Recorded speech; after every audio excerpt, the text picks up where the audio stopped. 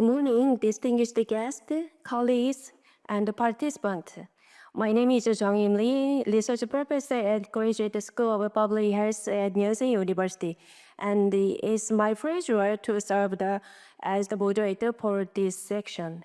First of all, I would like to warmly welcome you to future section, scientific section 15, which focuses on disaster preparation, response, and international cooperation in the health system.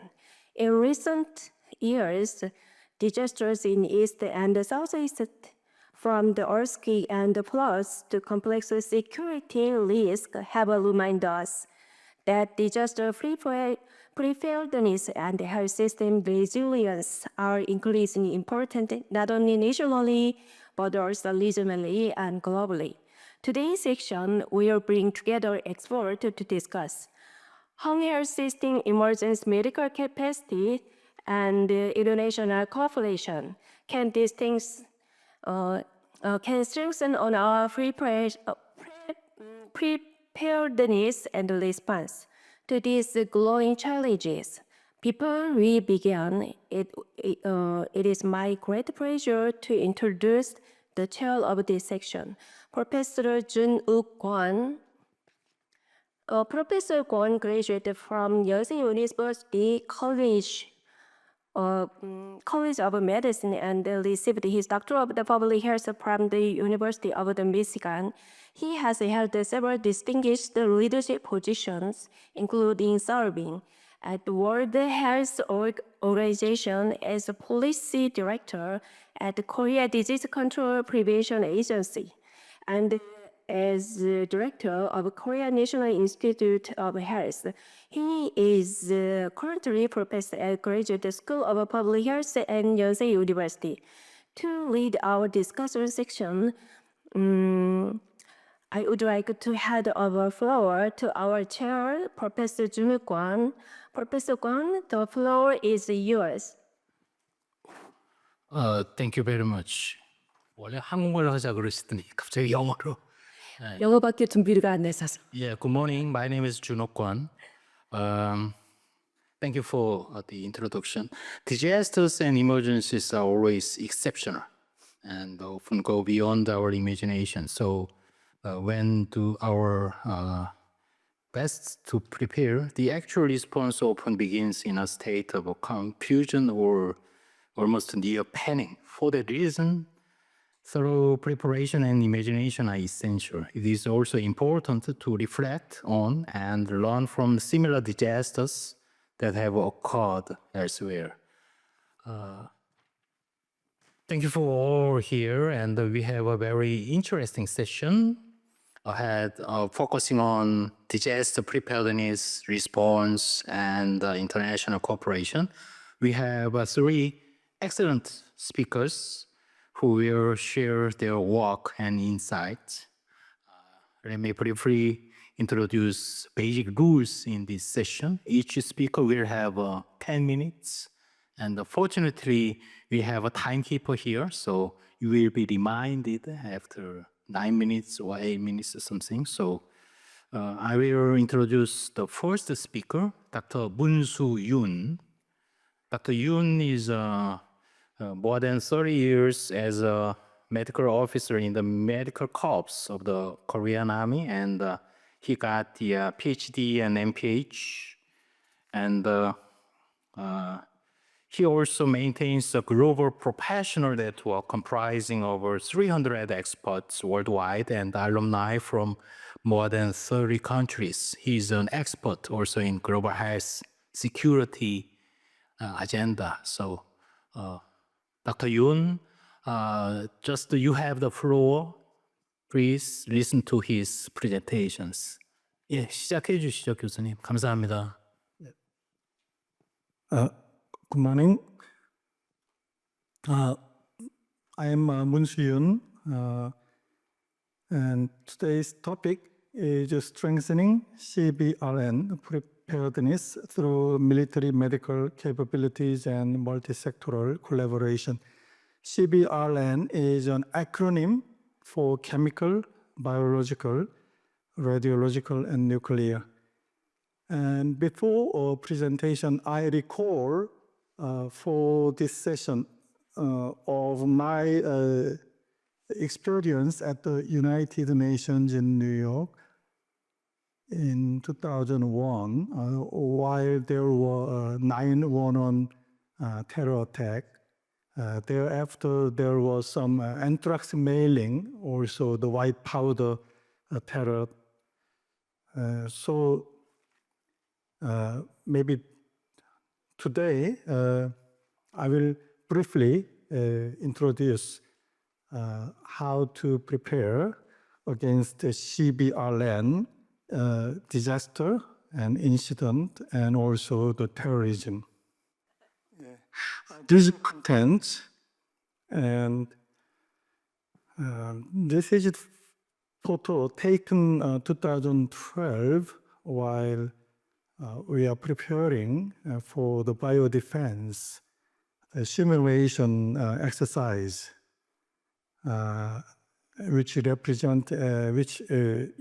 represent the whole of government approach and exercise.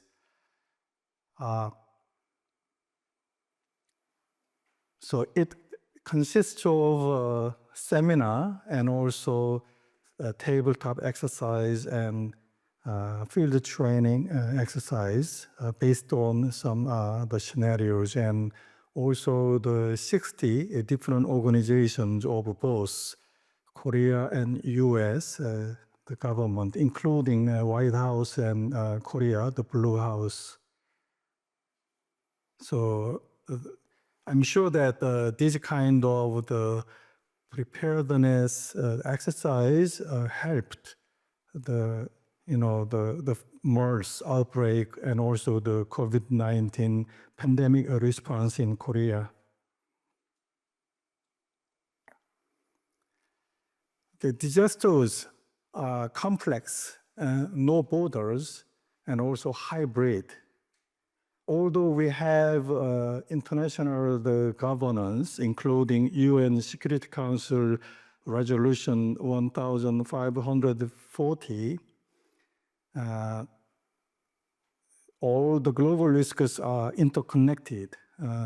According to World Economic Forum, the Global Risk Report 2026. And CBRN threats are evolving because of geopolitical instability and technology development and increasing interconnection of global systems. Then why military medical capabilities matter? The military medical systems, as shown here on the right, provide rapid and organized and scalable capabilities essential for responding to CBRN emergencies and complex disasters. There are 6 images, and then the top left is Armed Forces CBRN Command. There, the early detection and early warning activities. And also in the middle, that is the vaccine, the cold chain support by military aircraft. And also in the middle, on the right, that is the image of the quarantine support at the point of entry, airport and seaport and ground point of entry. And also in the military, Armed Forces Medical Command, they have aeromedical evacuation, the aircraft, and also they have some ambulances equipped with a negative pressure room. And also that emergency room that shows the Armed Forces Medical Hospital. In 2021, I might be wrong, there were the real case of the military medical support in Daegu area, they vacated all the patients, like from 300 beds to another military hospital, and then they admitted the COVID-19 pandemic severe the patients in that military hospital. And effective CBRN preparedness requires coordinated action across government sectors, integrating defense, health, security, and emergency management systems. For example, each event, each disasters, for example, the chemical, they have a chemical accident response information system. We call it CARIS. And also under KDCA, they have infectious disease information system. And also we have radiation monitoring systems. So these are the surveillance system. And also we are trying to have establish some integrated surveillance system. And internationally, there are CWC, Chemical Weapons Convention, and BWC, Biological Weapons Convention, and Nuclear Non-Proliferation Treaty, but their activities are limited. And also, unfortunately, the BWC, they have no implementation and monitoring tool. And strengthening national resilience against seaborne threats requires collaboration across government and healthcare systems and academia, industry, and communities. And the seaborne risks, as an example, we experienced the COVID-19 pandemic of the biological events, and then chemical events. There was some incident, some chemical disasters during 2013 to 2018. And also we know that Fukushima disaster happened in 2011. And also the conflict and geopolitical nuclear risks are ongoing. And I would like to introduce the WHO framework for preparing and responding these CBRN disasters using WHO International Health Regulation Implementation Tool. There are two the tools. One is eSPA program, which is mandatory to all member states. It consists of 15 core capacities, including chemical and radiation. And also JEE, which stands for Joint External Evaluation Tool by WHO. It consists of about 20 categories: prevention, detection, responding, and in additionally a point of entry and chemical events and radiation emergencies. And this is my publication last year at the KCDC, the journal. We analyzed in order to assess our, the global countries, the capability and capacity to prepare and respond to CBRN, mainly infectious disease. And then our findings are below. In order to counter the future global health threats, countries should prioritize enhancing surveillance capacity and also the immunization indicator. The conclusion, in order to achieve our goal,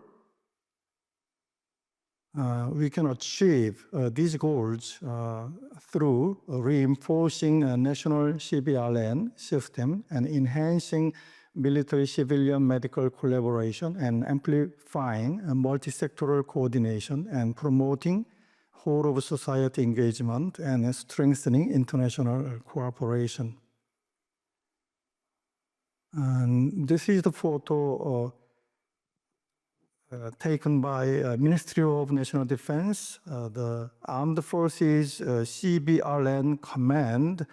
They host every year on a periodic basis. They invited all the civilian, military, and government, and also some academic experts to this conference to protect and prepare the CBRN incident and disaster and terrorism. Thank you very much. Thank you very much, Dr. Yoon. Your very concise and very clear presentations. And I apologize to forget introduce the whole picture of this session. We have 3 speakers, each 10 minutes, and followed by 2 discussants with each 5 minutes. So after 40 minutes, the floor is open. All of you can participate in the free discussions and question and answers. So move to next speaker. Next speaker is Dr. Kim Jong-un. She is a core person in Korea emergency medical response. She is a medical doctor and specialist in emergency medicine, now director of the Disaster Medical Policy Office and the National Emergency Medical Center, NMC Korea. So please, Dr. Kim, start your presentations. 네, 저는 한국말로 약속한 대로 한국말로 하겠습니다. 네, 소개해 주셔서 감사합니다. 저는 중앙응급의료센터에서 재난의료 정책을 담당하고 있는 김정원이라고 합니다. 오늘 여기 계신 많은 분들께 인터내셔널을 얘기하기 전에 한국에서는 이제 재난의료 대응을 어떻게 준비하고 있는지를 소개해 드릴 수 있는 그런 시간을 좀 갖도록 하겠습니다. 저는 한국에서 재난의료 대응을 어떻게 준비하고 있는지 그리고 그것이 어떻게 왜 이렇게 세팅이 되어 있는지를 좀 이해시켜 드릴 수 있는 그런 시간을 좀 갖도록 해보겠습니다. 한국에는 2개의 팀이 있습니다. 아마 저는 주로 국내 대응을 하게 되는 KDMET, Disaster Medical Assistance 팀에 대해서 여러분들께 소개를 해드릴 예정이고요. 아마 제 이어서 주성훈 선생님께서는 아마 KDRT, International Aid를 하시는 KDRT 팀에 대해서 설명을 해주실 예정이죠. 저는 그래서 한국 안에서 활동하도록 하는 복지부에서 이제 운영을 하고 있는 KDMET에 대해서 여러분들께 소개를 드릴 수 있도록 하겠습니다. KDMET을 얘기할 때는 응급의료를 얘기하지 않을 수가 없습니다. 한국은 재난의료 대응 체계가 세계의 다른 나라들과 일부 다른 특성들이 좀 있습니다. 재난의료 대응이 주로 응급의료와 아주 밀접하게 연관이 되어 있다는 좀 특징들이 있고, 이것은 국제적으로도 대부분의 나라가 그렇지는 않고 한국이나 대만과 같은 일부의 국가들은 응급실에 있는 의료진들이 재난에 대응하게 되는 이런 몇 개의 국가들이 그렇게 역할을 하고 있습니다.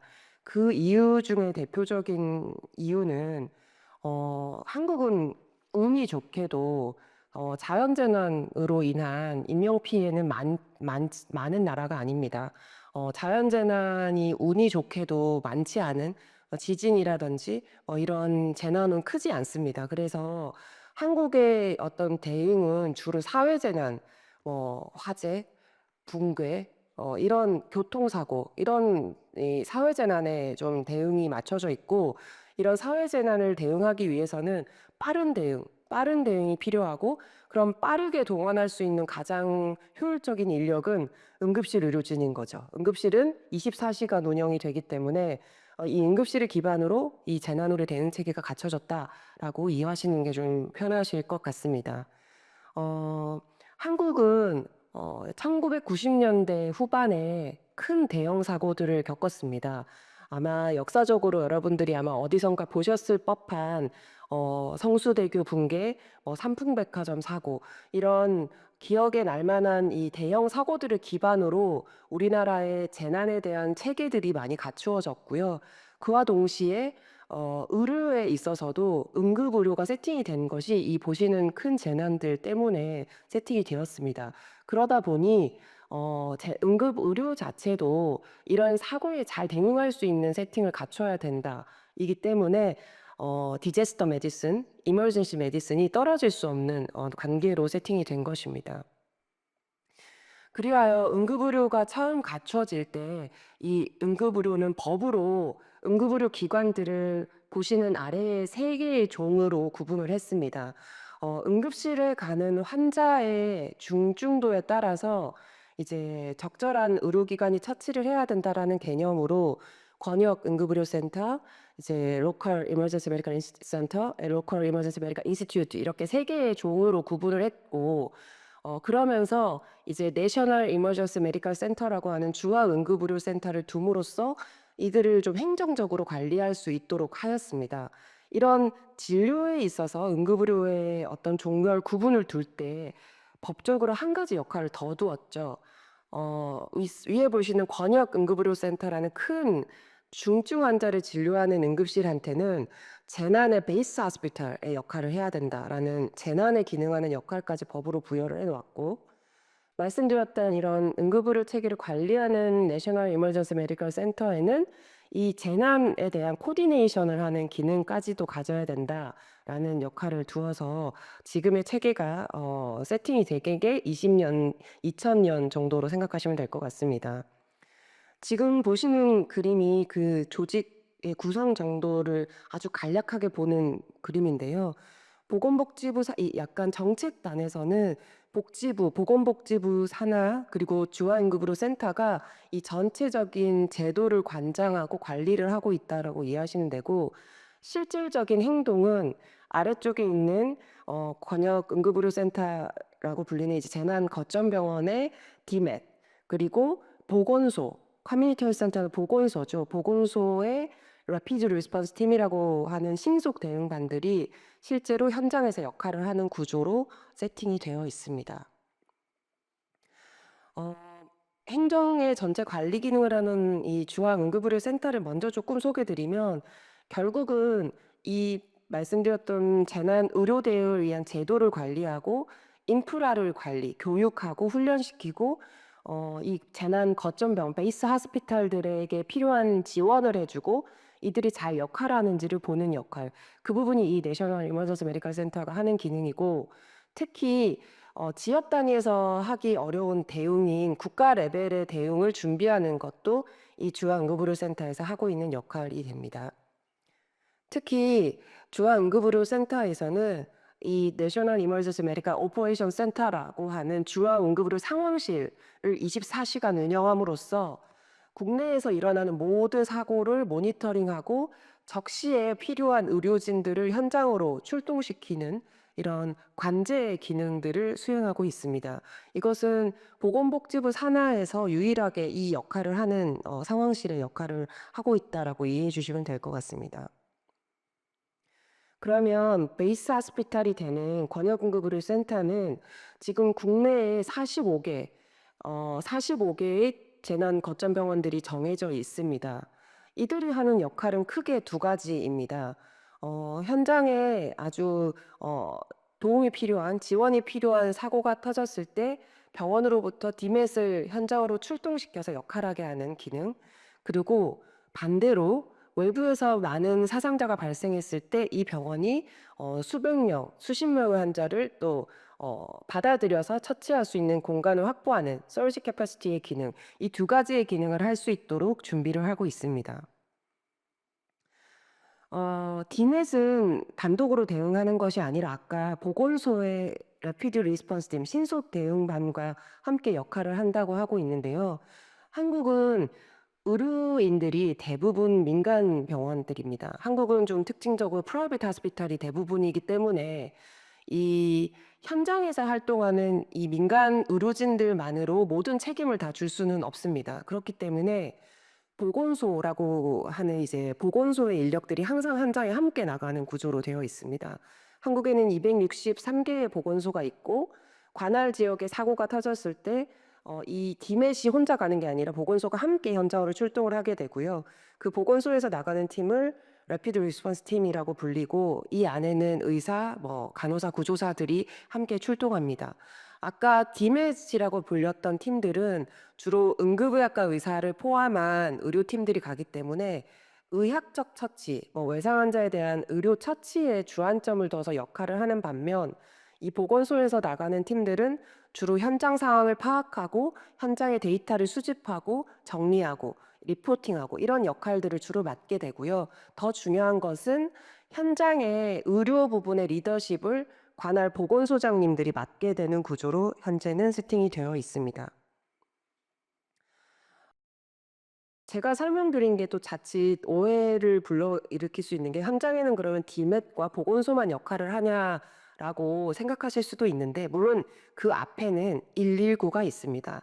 한국은 모든 어떤 유형의 사건, 사고 아니면 단일 사고든 119가 항상 프라이머리로 대응을 합니다.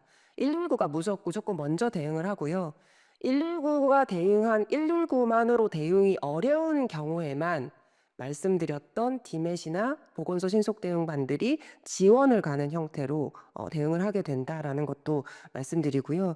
119가 대응할 때는 이 임시의료소라는 이름으로 대응을 하게 되고 보건소나 디맷이 가게 되면 현장응급의료소를 설치해서 운영하는 형태로 지휘권도 바뀌고 책임 범위도 바뀌게 되는 구조로 한국은 짜져 있습니다. 다만 이들이 하는 가장 중요한 기능은 중증도 분류, 처치, 그리고 분산 이송을 위한 이송병원 선정과 이송까지 역할은 거의 동일하게 수행이 됩니다. 아까 제가 말씀드렸듯이 한국은 재난 유형이 사회 재난에 좀 초점이 맞춰졌다고 말씀드렸잖아요. 하지만 한국도 사실 여기에만 안주할 수 없는 세계적인 분위기가 있다는 것을 여기 계신 모든 분들이 다 잘 아실 것 같습니다. 국제적으로 그리고 인근 나라도 지진에 대한 위험성을 포함한 기후 위기라든지 이로 인한 큰 지형적인 변화들에 대한 위기들이 충분히 늘어나고 있고 특히나 한국은 북한과 밀접하게 되어 있어서 북한으로 인한 어떤 안보적인 위기도 배제할 수가 없습니다. 그렇기 때문에 한국은 말씀드렸던 디맷이나 보건소의 인력 그리고 응급실을 기반으로 한 기본적인 지역 단위의 대응에서 벗어나 국가 단위의 대응도 준비를 하고 있습니다. 그것이 이제 내셔널 디맷이고요. 이제 한국은 아까 말씀드렸던 지역 단위의 팀들도 준비를 하고 있지만 규모가 커졌을 때 국가 전체 범위에서 출동할 수 있는 팀들에 대한 세팅도 준비를 하고 있고요. 이들이 활용할 수 있는 모바일 하스피탈에 대한 것들도 세팅을 하고 있습니다. 24시간 안에 구축을 해서 최대 100병상까지 세팅할 수 있는 규모의 템퍼러리 하스피탈을 저희들이 준비를 해놓고 있는 상태이고요. 한국은 지금까지 설명드렸던 한국의 대응 체계를 보실 때 저희들이 많이 고민하고 있는 것은 의료 환경의 변화와 재난의 유형의 여러 가지 변화 때문에 한국도 언제까지 우리가 응급의료에 기반을 둔 체계를 가져갈 수 있을지에 대한 고민이 지금 현재 있는 상황이고 이를 확대하기 위한 노력들을 지금 하고 있으면서 지역적으로는 지역 단위에서 재난에 대한 위기를 자체적으로 분석하고 이에 대한 프리벤션을 조금 더 도모할 수 있는 방향으로 우리도 좀 개편을 해야 되지 않을까에 대한 고민들도 있으면서 마지막으로는 기후위기와 포함한 어떤 전 세계적인 대응 방식의 변화, 대응 인프라의 부족 등이 우리나라만 겪는 문제가 아니기 때문에 국제적인 공조 등에 대한 고민은 지금도 활발하게 진행되고 있습니다. 이런 고민을 통해서 저도 앞으로 어떻게 국내의 대응 체계를 개선해야 할지 오늘 이 자리에서 많은 의견을 듣고 싶기도 하고 저도 함께 고민해 보도록 하겠습니다. 네, 들어주셔서 감사합니다. 네, 네, 감사합니다. 사실 시작 전에는 원래 우리말로 하기로 말씀을 드렸다가 우리 모더레이터가 영어를 시작하셔서 할 수 없이 했는데 저도 하이브리드니까 맞춰가면서 하여튼 발표 감사드리고 사실 이 주제만 해도 별도로 논의해도 한참 얘기할 수 있는 주제일 것 같습니다만 다음 스피커, next speaker I will introduce. His name is Ju Sung Hong. He is a director of a public healthcare project group, the NMC Korea. He is a medical doctor and a OBGY specialist. Also, he is a key person Korea in the line of emergency medical responses. So please, you have a floor. 네. 네, 소개 말씀 감사드립니다. 저는 국립중앙의료원에서 그 공공의료 사업단을 맡고 있고 해외 의료 지원팀을 맡고 있는 주성홍입니다. 먼저 소개 말씀 해주셔서 너무 감사드리고요. 이런 발표 기회를 저희 KDRT를 소개할 수 있는 기회를 주셔서 감사합니다. 오늘 제가 KDRT의 그냥 소개로 발표를 할 예정이고요. 먼저 저희 KDRT, 그러니까 국제의료팀은 저희가 그 해외 응급 구조 재단이라고 하는 그 팀은 해외 긴급 구호에 관한 법률이 처음에 2007년에 만들어졌습니다. 그래서 그 법률에 의해서 운영되고 있는 팀이고요. 만들어지게 된 계기는 저희 2004년에 처음에 이제 인디아 쪽에 남아시아 쪽에 생긴 대지진과 함께 생겼던 쓰나미 사건이 터지고 나서 이거에 대한 이제 필요성이 대두되면서 저희 법률이 제정되고 그리고 이제 저희가 운영을 하고 있습니다. 저희의 미션은 일단 그 재난이 벌어진 지역에서 저희의 전문적인 그런 의료를 제공하는 게 가장 큰 미션이고요. 저희는 이제 신속 대응을 하게 되고 그리고 그 WHO의 EMT 타입 1 픽스드에 맞춰져서 거기에 맞게 그 퀄리티를 유지하면서 하고 있습니다. 그리고 글로벌 스탠다드를 맞춰서 운영하고 있고요. 옆에 보시면 저희도 가게 되면 이동식 병원을 만들게 됩니다. 이동식 병원 사진인데요. 저희 훈련을 매년 하고 있는데 훈련할 때 사진이고 병동과 함께 저희 그 숙소까지 다 만들어서 가고 있습니다. 저희 기관들, 여러 기관들이 이제 관련되어 있는데요. 거기에 대해서 이제 관계된 기관들을 보시면 먼저 외교부가 전체를 관할하고 있습니다. 외교부가 펀딩도 하고 있고 결정도 하고 있고 그다음에 이제 모든 비용을 대고 있고요. 그리고 이제 복지부가 그 서포트를 하게 돼서 만약에 저희가 파견 출동을 하게 되면 그거에 관련된 이제 메디칼 쪽에 관련된 오퍼레이션을 하고 있고 그리고 이제 국방부가 출동을 하게 될 때 저희의 수송을 맡아주고 있습니다. 이제 재난 지역이어서 보통 일반 비행기가 거의 들어갈 수 없는 지역들이었기 때문에 저희 출동을 항상 국방부가 이용하고 있고요. 그리고 지금 오늘 저희가 설명드리고 있는 건 KDRT의 의료팀을 설명드리고 있는데 KDRT는 크게 두 팀으로 구성되어 있습니다. 의료팀이 있고 구조팀이 있습니다. 구조팀은 아까 이제 다 알고 있는 119가 담당하고 있고요. 보통 이제 두 개의 팀이 출동하게 되고요. 그 구조팀은 USAR 이것도 그 WHO에서 운영하고 있는 USAR 팀에 맞춰서 운영을 하고 있고 메디컬 팀은 저희가 국립중앙의료원이 인력 관리를 하고 있고 그리고 이제 이동식 병원 전체 관리를 하고 있습니다. 가게 되면 병원을 설치하고 운영해야 되기 때문에 그리고 코피에서 일부 그냥 민간 대원들을 관리해 주시고 있고요. 그리고 코이카에서 이와 관련된 모두 사무적인 행정을 진행하고 있습니다. 저희가 출동을 하게 되면 처음에 이제 KDRT 전체 팀장은 외교부에서 임명을 합니다. 외교부에서 팀장을 임명하게 되고 그리고 현장에 출동하게 되면 이제 의료팀은 당연히 의료 활동 그리고 구조팀은 그 구조 활동 그리고 사무국이 전체 물류 그다음에 그런 관련된 세크리터리와 관련된 모든 일을 관할하고 있습니다. 현장에서는 저희 팀은 크게 세 팀으로 나눠져 있습니다. 이게 이제 의료팀은 그 안에 세 팀이 있는데 메디컬 팀이 있고 로지스틱 팀이라고 해서 이거는 진짜 이제 물류와 관련된 상당히 이것도 큰 팀이고요. 그다음에 그 외에 이제 행정을 맡아주고 있는 세 가지 팀이 있고요. 그 행정은 주로 이제 보안이나 안전, 환자 전원, 지원 업무를 맡고 있습니다. 일단 어디에서 재난이 발생하게 되면 제일 처음에 저희가 이제 민간 합동 해외 긴급 구호 협의회라는 협의체가 형성이 됩니다. 그래서 그거는 이제 외교부에서 관할을 해서 진행을 하게 되고 여기에서 출동을 하게 될지 안 하게 될지 결정을 합니다. 그리고 만약에 필요하다면 래피드 어세스먼트 팀이라는 것을 먼저 보내서 바로 시작하자마자 바로 보내서 거기에서 일단 어떤 팀을 보내야 될지 아니면 만약에 우리 의료팀이 가게 되면 어디 위치를 잡고 할지 그런 모든 것을 이제 결정하게 되고요. 파견 규모부터 시작해서 모든 것은 이제 외교부가 결정을 하고 있습니다. 그리고 동시에 이제 저희 핵 사무국은 출동에 맞춰서 그 오리엔테이션 대원들을 향한 오리엔테이션과 건강 체크 이런 모든 일을 동시에 진행하고 있습니다. 또한 도착하게 되면 일단 제일 먼저 저희 부지를 구축하는 게 제일 먼저고요. 보통 도착해서 24시간 이내에 의료 활동을 시작하기 위해서 전력 그리고 급수 시설을 제일 먼저 설치합니다. 저희 팀은 일단 출동하면 그 모든 EMT, 그러니까 WHO EMT의 모든 기본 원칙은 스스로 가서 생존을 하는 게 원칙입니다. 그래서 저희가 가게 되면 2주 동안 외부의 도움 없이 스스로 전기도 만들고 음식도 만들고, 물론 음식은 가져가는 거고요. 물도 만들 수 있는 정화 시스템까지 가져가서 최소한 2주 동안은 스스로 생존하면서 진료를 할 수 있는 게 기본 원칙이어서 저희도 그거에 맞게 모든 시설을 갖추고 있습니다.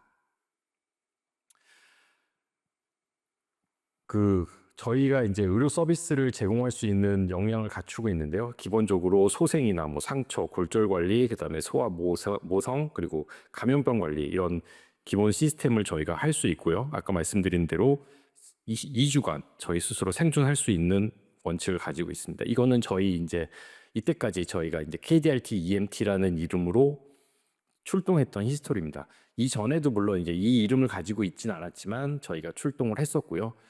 2008년이 저희 오피셜하게 첫 KDRT EMT 출동입니다. 미얀마에서 발생했던 사이클론을 대응하러 출동을 했었고, IT 대지진 때도 갔었고, 뭐 필리핀 그리고 에볼라 리스폰스도 한 2년 정도. 이거는 이제 저희 팀이 전체가 간 건 아니고 저희 감염병 관련되신 팀들이 나가서 관리를 해줬었고요. 네팔, 뭐 라오스 댐 붕괴, 기타 등등 많은 현재까지 출동을 했었습니다. 저희 그 WHO 인증을 받은 EMT라는 게 이제 뭔지 알려드리려고 간단하게 설명을 할 예정인데요. WHO EMT 클래시피케이션은 목적은 일단 출동을 한 팀들이 전부 다 퀄리티가 어느 정도 유지될 수 있게 하는 게 목적이어서 EMT에서 이제 서티피케이션을 만들기 시작을 했고요. 그리고 예측 가능하게 어떤 재난이 발생했을 때 그 재난의 상태에 따라서 타입 1이 출동을 할지 타입 2가 출동을 할지 아니면 얼마나 출동할지를 결정할 수 있는, 그리고 이게 앞으로도 유지 가능한 게 목적으로 WHO에서 클래시피케이션을 시작하였습니다. 클래시피케이션은 타입 1, 타입 2, 타입 3가 있습니다. 우리나라는 타입 1을 지금 현재 가지고 있고요. 타입 1은 쉽게 얘기해서 100에서 150명의 외래 환자를 매일 볼 수 있는 게 타입 1이고요. 타입 2는 입원실을 가지고 간단한 수술을 할 수 있는 거. 타입 3는 ICU까지 가지고 있는 게 타입 3입니다. 우리나라는 현재 타입 1이고 현재 하루에 200명 정도의 외래 환자를 볼 수 있는 능력을 갖추고 있습니다. 저희가 할 수 있는 이게 기본 원칙인데요. 이거는 저희가 이제 그 WHO 스탠다드에 맞춰서 다 타입 1을 운영하고 있고 거기에 대한 서티피케이션도 받았습니다. 저희가 그 타입 1을 운영하고 있는데 현재 그 스페셜 유닛이라고 해서 그 스페셜 유닛은 그 타입 1, 2, 3 외에도 하나에 집중된 분야를 할 수 있는 팀을 말하는데 그거를 또 이제 계획하고 있습니다.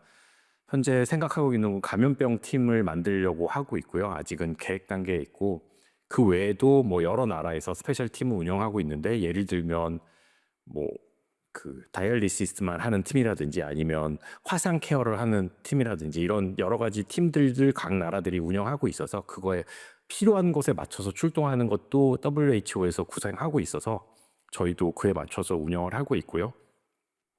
그리고 이거는 이제 저희가 2022년도에 저희 EMT 클래시피케이션을 받았을 때 사진이고요. 그 앞으로도 현재 저희가 2022년도 이후에 큰 재난이 뭐 터키 같은 재난이 있었는데 이 당시에 저희가 그 구조대는 나갔었고 의료팀이 나갈 수 없는 상황이었습니다. 이유는 뭐 여러 가지 원인이 있는데 터키에서 일단 타입 2 이상의 워낙 큰 재난이었기 때문에 타입 2 이상의 EMT를 요구했고, 그리고 두 번째로 우리나라는 이제 과거 역사를 보시면 아시겠지만 동남아 이런 좀 더운 나라에 주로 출동했던 팀입니다. 그래서 우리 팀이 갖고 있는 기본 기구나 이런 게 더운 나라에 맞춰져 있어서 추운 나라에 갈 수가 없습니다. 저희가 물을 강에서 끌어와서 정수하는 시스템인데 저희 처음에 그 레피드 어시스팀이 갔는데 가서 딱 첫 마디가 강이 얼었다. 그래요? 그래서 그리고 일단 저희는 그 방한 시스템이 아예 없어서 그때는 이제 출동을 못했고, 그래서 이제 그거에 맞춰서 더 준비를 하고 있습니다. 네, 오늘 저희가 여기까지 준비했고요. 또 혹시 EMT에 관련해서 궁금하시면 WHO에 들어가시면 EMT가 이제 상당히 자세히 나와 있습니다. WHO에서도 굉장히 큰 파트를 차지하고 있어서 거기에서 보시면 EMT 자료는 많이 구하실 수 있을 거라고 생각합니다. 네, 감사합니다. 예, 감사합니다. KDRT 활동을 보면서 해외에서의 이런 활동이 부차적으로는 국내에서의 예상치 못한 재난에 또 활용이 될 수 있기 때문에 좋은 발표 감사드립니다. Thank you for all three speakers, and now move on to discussion times. So first discussant, I'm worried about my pronunciation. The Mr. Abdul Latif Ghaffari, am I right? And you can speak in your seat. I will introduce briefly. He's a PhD candidate at Yonsei University, and then he graduated from Kabul Medical University in Afghanistan. So, are you MD? So, physician? Oh, yeah, yes. And then on the MPH at the Yonsei University Graduate School of Public Health. During the COVID-19, he was a member of the National Committee for Coordination and Monitoring of COVID-19 in Afghanistan. So, please start your discussion. 5 minutes. Yeah. Thank you. Ladies and gentlemen, thank you to our three presenters for a very insightful presentation. And very first presentation by Dr. Yuen, he reminded us that the CBRN threats are no longer isolated, but actually they are complex, transnational, and also they are like integrated military and civilian responses.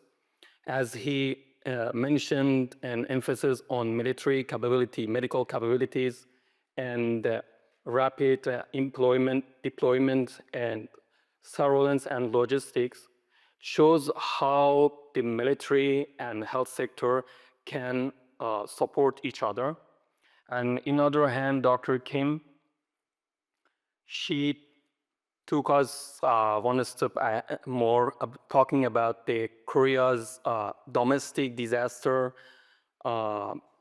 relief team or medical response system from the institutionalization of emergency medicine.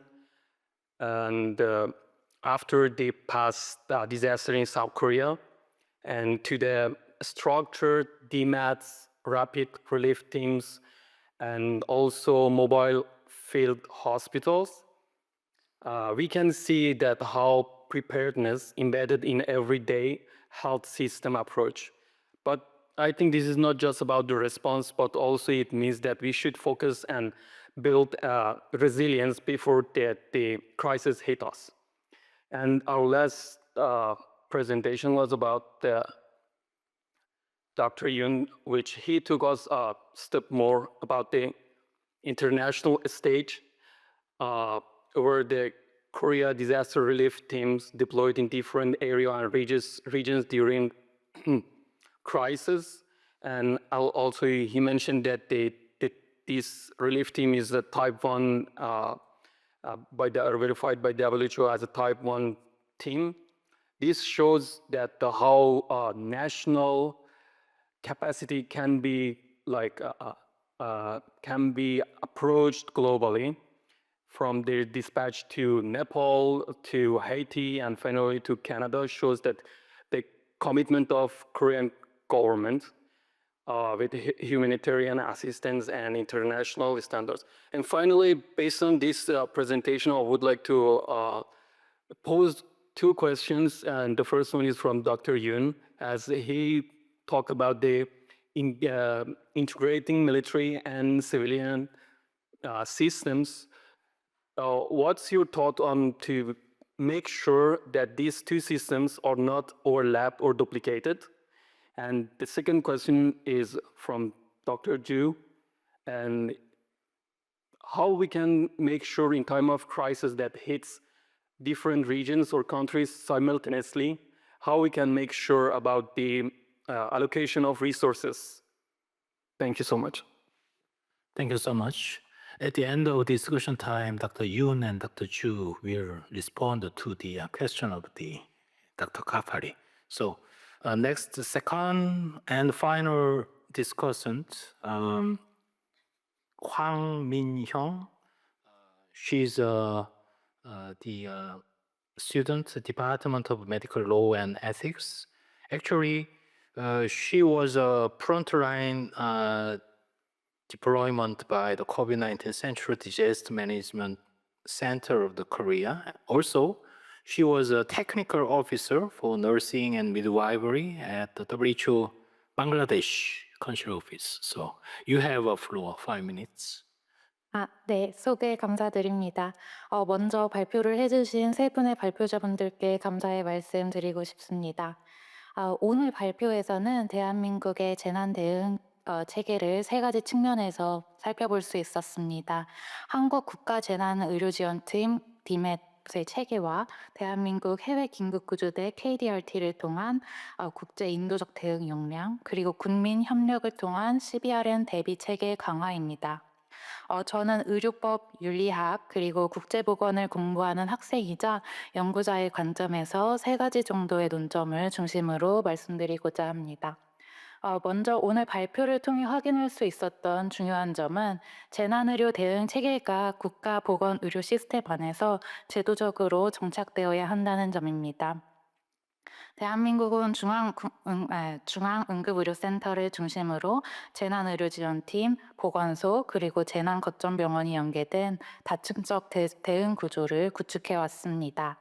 이러한 체계는 재난 상황에서 신속한 환자 분류와 응급치료, 환자 이송을 가능하게 하고 동시에 응급의료 서비스의 연속성을 유지하는 데 중요한 역할을 합니다. 결국 재난 대응의 효과성은 의료 자원을 얼마나 신속하고 체계적으로 동원할 수 있는가에 크게 달려 있다고 생각합니다. 둘째로 KDRT는 우리나라 국제 재난 대응과 글로벌 보건 협력에서 수행하고 있는 역할을 아주 잘 보여주고 있는 사례라고 생각합니다. KDRT는 WHO EMT 기준에 따라 운영되며 재난 발생 지역에 신속하게 파견되어 필수적인 응급의료 서비스를 제공할 수 있는 역량을 아주 잘 갖추고 있습니다.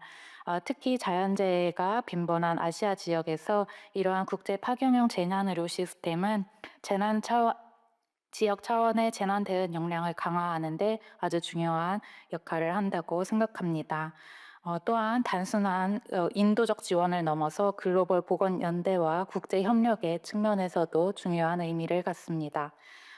또한 오늘 논의된 CBRN 대비 체계는 현대 재난이 점점 더 복합적인 형태로 변화하고 있음을 보여줍니다. 오늘날 재난 위험은 자연재해뿐만 아니라 지정학적 갈등, 신종 감염병, 그리고 CBRN의 위협 등 다양한 요인이 결합된 형태로 나타나고 있습니다. 이러한 위험에 대응하기 위해서는 군 의료 역량과 민간 보건 의료 시스템 간의 긴밀한 협력, 그리고 정부 부처 간 다부분 협력 체계가 필수적이라고 생각합니다. 보건의료 체계 속 재난 대응 과정에서 저는 생명윤리의 측면에서 두 가지를 추가적으로 말씀드리고 싶습니다. 첫 번째는 재난 대응 과정에서의 윤리적 의사결정 구조의 중요성입니다. 특히 CBRN과 같은 상황에서는 의료 지원이 아주 제한된 상황에서 환자 분류, 자원 배분, 소통, 그리고 의료진 보호와 같은 매우 어려운 결정들이 이루어질 수 있습니다. 이러한 상황에서 공정성, 투명성, 인간 존엄성의 존중과 같은 윤리적 원칙이 의사결정에 반영되는 것이 매우 중요하다고 생각합니다. 두 번째로는 취약계층 보호의 윤리적 중요성입니다. 재난 상황에서는 노인, 장애인, 만성질환자, 사회적 취약계층과 같은 집단이 더 큰 위험에 노출되는 경우가 많습니다. 따라서 재난 대응 체계는 단순히 전체 인구의 안전을 확보하는 것을 넘어 이러한 취약한 집단을 어떻게 보호하고 지원해야 할 것인가에 대한 윤리적 고려를 포함해야 된다고 생각합니다. 이는 재난 대응의 형평성과 정의의 관점에서도 아주 중요한 문제라고 볼 수 있습니다. 마지막으로 오늘 논의를 통해 확인할 수 있었던 중요한 메시지는 재난 대비가 더 이상 개별 국가의 문제에만 머물 수 없다는 점입니다. 재난과 보건 위기는 점점 더 국경을 넘어 확산되는 특성을 보이고 있으며 이러한 상황에서 국제 협력과 글로벌 보건 거버넌스의 중요성은 더욱 커지고 있습니다. 앞으로 재난 대응 체계에서 국가 재난의료 역량, 국제 인도적 대응, 그리고 군민 협력 체계를 유기적으로 연결하는 통합 재난 대응 시스템을 발전해 나가는 것이 저의 방향이라고 생각합니다. 동시에 이러한 대응 체계는 신속성과 효율성뿐만 아니라 윤리적 책임성과 법적 정당성을 함께 갖춘 시스템을 함께 발전해 나갈 것을 기대합니다. 네, 감사합니다. Thank you. And just before the final responses from speakers, I think that it's better open floor. So any of you have any comments or questions, feel free to ask a question, especially the Dr. Kim, because do we have a roving microphone? Oh, there. So, yeah. Please, yeah. Okay, thank you very much for very insightful presentations. I have one question to Professor Yu. Many low and middle income countries face resource constraint in developing advanced surveillance and response system for CBRN. So what strategy or international partnership could help strengthen preparedness capacities of these settings? And for Dr. Zhu, in the era of social media, misinformation and disinformation is very common during the disaster.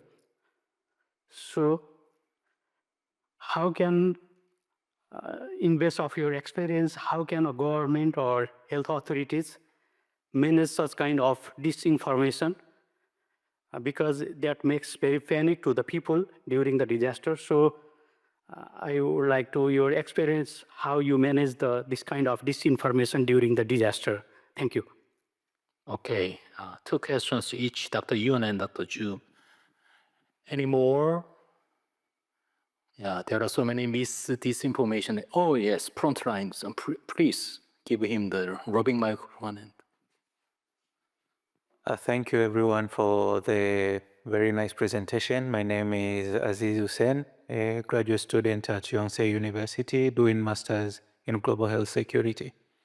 My question is for Professor Amonso. Like nowadays we've seen like integration of artificial intelligence in detection of different issues like diseases and like for early detection. Like how can we integrate the artificial intelligence in detection of these CBRN issues before it comes to our environment? Thank you. Okay, that's very interesting. AI, yes. Yes, I think the final comments. Thank you, panelists, for your very informative presentation today. I am a Global Program Coordinator in UNFPA Seoul Representation Office, which is actually based in Yonsei University in the Underwood College. My question for Ms. Huang, thank you for your tireless efforts. Because of my experience coordinating this QUIC-funded conflict and fragility program across 6 countries in Africa and also Middle East region, we UNFP also utilize Korea Fund to actually educate and deploy midwives to the conflict affected locations and regions. For instance, in the West Bank, and also like Gaza, in Palestine. So I would like to also hear from you a bit of your experience in UN. I think you mentioned that you had experience working as a midwife. So would be glad to hear your experience, and probably in the future we may want to actually invite you to probably have a meeting with our colleagues in the field, if that is possible. Thank you so much. Oh, thank you very much. Or I think there's 3 questions. First of all, 3 questions to focus on Dr. Yoon. So please start respond to your less than 90 seconds. Is that possible? Yeah. 우선 아까 이제 그 CBRN에 대해서 민간하고 또 군의 의료 자산의 어떤 중복을 어떻게 방지하느냐 하는 질문이 있었는데, 첫 번째로는 이런 디제스터나 이런 그 인시던트나 테러리즘이 발생했을 때에 아마 정부나 이런 데 컨트롤 타워 또 서포팅 오거니제이션에서는 RFP, Request for Assist, RFA, Assistance 이런 게 있어서 중복이 안 돼도 제도화가 일단 되어 있습니다.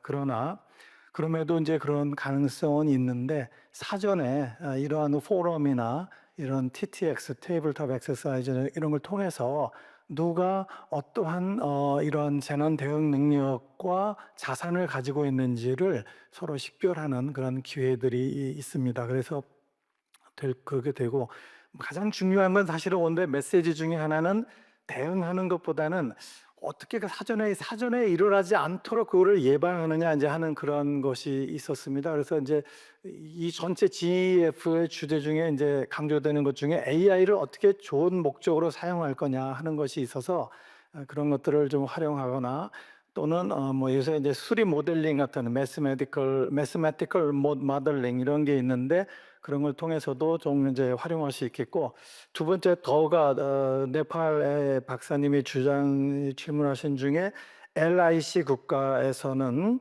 어떻게 이제 자원이 부족한 나라에서는 이런 건데 주로 내추럴 디제스터만 대응을 하기도 바쁜데 이러한 대응이 특수 재난이 발생하면 어떻게 할 것인가. 제 대답은 멘토링, 그러니까 멘토를 많이 찾으십시오. 다시 말해 인터내셔널 코어포레이션을 많이 하는데, 예를 들면 저는 이제 국군화생반 방어사령부에도 자문위원이기 때문에 저한테 얘기하면 제가 훈련할 수 있도록 이렇게 연결해 줄 수도 있습니다. 그런 멘토링 프로그램, 국제협력을 활용하시라 이렇게 말씀드리고 싶고, 세 번째 그 탄자니아의 아지즈 박사님이 말씀하신 거는 AI에 대한 내용인데, 이 AI는 작년에 우리 이재명 대통령도 UN 시큐리티 카운슬의 안보리 그 회의를 주관하면서도 AI가 이제는 듀얼 유즈처럼 좋기도 하지만 나쁜 목적으로도 쓰일 수 있어서 핵무기의 위협과 같다. 그래서 이게 앞으로 큰 문제가 될 텐데, 탄자니아 같은 경우에서도 이런 AI에 대한 듀얼 그 사용에 대한 것을 잘 대비하면 좋을 것 같아요. 지금 오신 곳이 아마 내셔널 퍼블릭 헬스 레버러토리인데 거기에서도 바이오 시큐리티, 바이오 세이프티에 이런 점을 참고하면 될 것 같습니다. 감사합니다. 예, 감사합니다. 우리 주 박사님. 시간이. 네, 간단하게 말씀드리겠습니다. 일단 저희 뭐 정보나 이런 거에 대해서 질문을 하셨는데, 기본적으로 저희 그 EMT나 KDRT 전체가 피해국의 요청이 있는 경우에만 출동을 합니다. 그러니까 저희가 자의적으로 해석해서 출동을 하진 않고요. 피해국의 요청이 있는 경우에 이제 국내 상황에 맞춰서 출동을 하게 되고 자원분할이나 이런 걸 어떻게 하냐고 질문을 조금 전에 하셨는데 기본적으로 저희는 이제 외교부 산하에 그러니까 외교부가 펀딩부터 시작해서 모든 디시전을 하고 있는 그러니까 저희가 돈을 받아서 운영을 하고 있지만 디시전이나 이런 건 모두 외교부가 하고 있고요. 그래서 이제 어떻게 보면 좀 약간 정치적으로 그게 되는 것도 있긴 합니다. 예를 들면 작년에 큰 지진이 있었는데 미얀마에서 큰 지진이 있었습니다. 미얀마에서 있었던 그 재난에 우리나라는 출동을 못했습니다. 저희 EMT뿐 아니라 구조대도 출동을 못했습니다. 이유는 일단 큰 이유는 미얀마에서 요청을 전혀 하지 않았고요. 구조대는 거의 저희가 일단 큰 지진이 나면 24시간 이내에 출동이 원칙이어서 태국까지는 갔습니다. 근데 거기서 입국 허가가 안 나서 그냥 돌아왔고요. 저희 같은 경우는 미얀마가 그때 그 반군이 있었던 곳에 아마 제 기억에는 지진이 크게 났었는데 그 외교부랑 그쪽 미얀마의 외교부랑 이야기를 해봤지만 미얀마에서 원치 않아서 출동을 하지 못했던 경우도 있습니다. 저희도 이게 큰 숙제이긴 한데 우리는 이제 어쨌든 인류애를 목적으로 구조 활동을 하는 거고 즉 의료 활동을 하는 건데 기본은 어쩔 수 없이 이게 국가에서 운영하다 보니까 어쩔 수 없이 이제 약간 그런 정치가 들어갈 수밖에 없는 상황이고요. 하지만 뭐 민간은 저희 나라 뭐 예를 들면 뭐 굿네이버 여러분들이 잘 알고 있는 굿네이버스나 뭐 이런 데는 미얀마에도 다 들어갔습니다. 가서 구조 활동을 해줬고 그 민간 활동은 조금 다르게 운영되고 있고요. 그리고 이제 출동을 하게 되면 WHO에서 EMTCC라는 걸 운영합니다. EMT 코디네이션 셀이라고 해서 모든 EMT가 매일 밤 그 팀장들끼리 모여서 뭐 화상으로든 모여서 하던 회의를 합니다. 현재 환자들 상태가 어떻고 뭐가 어느 지역에 뭐가 더 필요하고 이런 매일매일 그런 정보 교환과 이런 걸 하고 있습니다. 네, 감사합니다. 예, 감사합니다. 우리 황민영 선생님, UNFP에서 지금 질문 주신 거 좀 네. 짧게. 네, 짧게 말씀드리겠습니다. 제가 방글라데시에서는 따로 디자스터에 관련된 일을 한 건 아니었지만 저희 방글라데시의 콕스바자르에 그 로힝야 난민 캠프가 있습니다. 거기에서 이제 인도적 지원을 WHO와 UNFPA에서 하고 있고요. 저는 주로 그 1차 보건을 프라이머리 헬스케어 강화를 위한 일을 주로 했었습니다. 더 자세한 거는 개인적으로 말씀드리도록 하겠습니다. 감사합니다. 예, 수고하셨습니다. 혹시 질문은 안 나왔지만 우리 김 과장님 뭐 멘트 하실 거 있으십니까? 짧게라도 뭐 예. 네. 아마 질문이 안 나온 것은 저는 순전히 이 도메스틱 국내 목적으로 활동하는 팀이다 보니 이제 이런 경험을 여러 번 했습니다. 예전에도. 하지만 이제 한국의 좀 숙제는 사실 지금 이렇게 이원화된 체제가 언제까지 유지될 수 있을까에 대한 숙제가 좀 있습니다. 아마 향후에 몇 년 후에 또 여러분들을 뵙게 됐을 때는 국내국의 이런 약간 형식적인 정책적인 구분이 조금 사라진 어쨌든 부족한 의료 자원들을 효율적으로 활용하고 보다 더 의미 있게 활용할 수 있는 어떤 정책적 통합이나 이런 것들이 좀 이루어지지 않을까라는 생각이 들고 그게 국내 안에서도 대응 형태를 조금 넘나들고 이게 국제적으로서도 국가 간의 어떤 경계를 좀 넘나드는 대응의 형태로 지금 점점점 변화해 가고 있다라는 것은 저도 실제적으로 체감하고 있는 부분이라는 것을 말씀드리고요. 많은 관심 부탁드린다는 말씀드립니다. 네. Okay, thank you so much. Time is a little bit over, so that's the all fault by chair. So I will accept so many blames. Actually, I prepared some remarks, but I delete. And above all, I thank you, all of you here in the end of this session, and beautiful presentation and deep discussions. And finally, I conclude this session. 네, thank you very much.